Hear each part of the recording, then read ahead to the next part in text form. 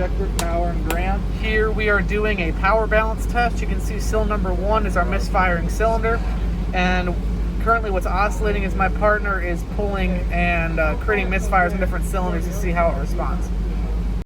As you can see here, we pulled cylinder 5, which is indicating a misfire there too. So we are, after getting voltages for our power and ground here, our power and driver, excuse me. Red wire is our power coming from the PCM, and the green is our driver circuit. We had 12 volts, key on it, engine off, and we had 14 volts running. On this side, we had 12 volts, key on, engine off, and 14 volts running. We went over to this cylinder over here, and we double checked it to make sure our measurements are correct.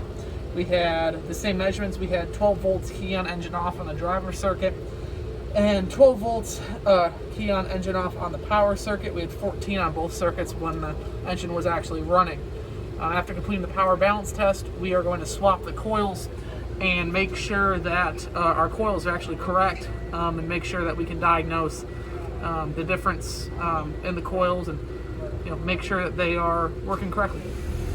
So just a little update on where we're at today. Again, we had no spark coming out of coil number 1, or cylinder number 1 for that matter. When we pulled the spark plug, cylinder number 1 did not have any resistance. It seemed like it wasn't tight, to be honest. When we pulled number 2, it was a little bit tighter, but not as what we expected. So what we're going to do today is we're going to swap the plugs, and we're going to swap the coils to see if we can get the misfire to travel and further diagnose what the heck's going on with this thing. We also probed the circuits, and we got all our measurements were correct, so that's what our plan is today.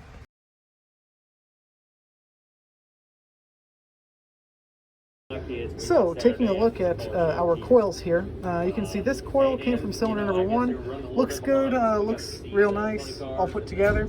This one here, when we pulled cylinder 2 to swap the coils, we found that the actual coil boot was almost heat welded, I would say, to the actual spark plug. So when we actually broke the cylinder coming out, or broke the coil boot coming out of the cylinder, and it tore here, and we had to fight it out. So this is a prime example why you should put dielectric grease on your spark plugs when you install them. So a little update we had going on here.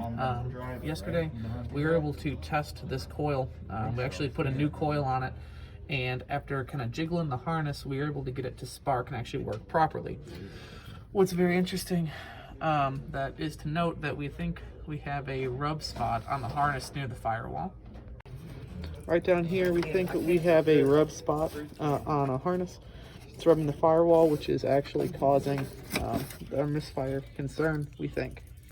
So now what we're going to be doing is we're going to be checking the scope of the driver circuit and rubbing that harness to see if anything changes or does not change. But we're going to first fire it up and check to see if we have spark.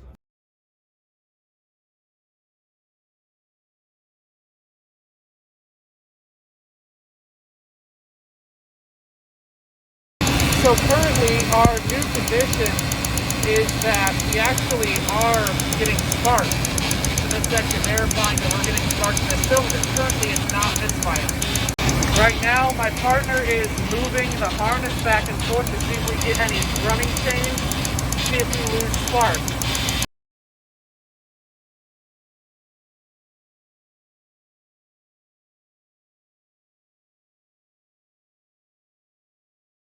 Outlining what we completed yesterday, we were able to pull this connector apart. We found out that this is, the injector harness. So we were able to pull it apart and get the correct pin of it. And if we look at it, once we pinned it, we did a resistance test to make sure we didn't have a high resistance in the system. We did this because when we tested the harness back there that had the burn mark, we jiggled it, moved it around, we did not get a change in our spark. So once we pinned it, we had a 0.2 ohms of resistance, which is not much, so nothing that would indicate a problem. And then we also took the actual connector of the coil here and did a test of that, making sure that the ohms were correct on that, and they also were okay. So currently we're trying to look for other things that could be incorrect.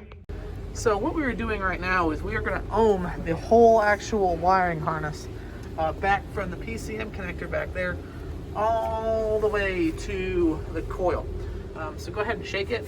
You can see he's shaking it, and what we're doing is a little wiggle test. We're looking to see if it will change any of the readings here. So currently we're reading at 0.0. If I go stick my hand and start, jiggling here, nothing changes. So the mystery continues. Go ahead. So what we're doing right now is we are test driving the vehicle. We could not find any issues in the harness whatsoever. The best way to kind of diagnose this is, to take it on a test drive to make sure that that it's working correctly, that we can verify through our code reader down here. We don't have any PIDs or nothing pending. So it's the old win some, you lose some. But I think on this one, we can get it back to the customer, and when it starts acting up again, we can take it back and actually do some better diagnosis, because you can't diagnose things when nothing's wrong. That's a lot harder to, at least. So thanks for joining me, and see you later.